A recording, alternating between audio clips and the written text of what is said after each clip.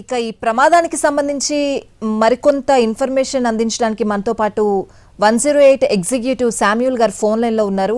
అసలు ప్రమాదం ఎలా జరిగిందండి? డీటెయిల్స్ ఏమైనా తెలుసా అండి మీకు? Good morning madam. వివరాల్లోకి వెళ్తే మేడం, మనకు మార్నింగ్ 5:10 ఆ టైంకి కాల్ వచ్చింది మేడం. నాకు మా సిఓ సార్ స్వరూప్ గారు కాల్ చేశారు.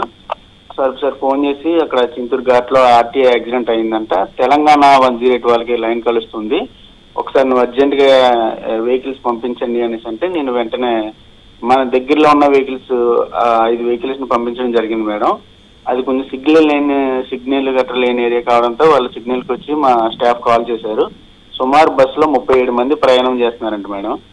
అందులో 10 నుంచి 15 మంది డెత్ అయ్యారనేసి మనకి ఇన్ఫర్మేషన్ వచ్చింది మేడం. ఎంతమంది చనిపోయి ఉండొచ్చండి?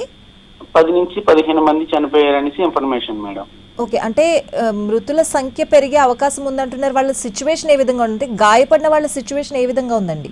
ఇప్పుడు ప్రెసెంట్ గాయపడిన వాళ్ళ సిచ్యువేషన్ అంటే దగ్గరలో ఉన్న సిహెచ్సి చింతూరుకి తరలించడం జరిగింది మేడం. పేషెంట్లందరినీ కూడా ఒక 22 నుంచి 25 మంది మధ్యలో ఉంటారు. ఓకే, ఈ డీటెయిల్స్ తెలుసా అంటే మహిళలు ఎంతమంది ఉన్నారు, పురుషులు ఎంతమంది ఉన్నారు, ఈ డీటెయిల్స్ తెలుసా? క్లారిటీగా లేదు మేడం, వాళ్ళు ఎంతమంది ఉన్నారు అన్నది మనకి ఇంకా వివరాలు తెలియాల్సి ఉంది. ఓకే, అంటే ప్రమాద తీవ్రత ఏ విధంగా ఉంది అనే ఇన్ఫర్మేషన్ ఏమైనా ఉందా అండి మీకు?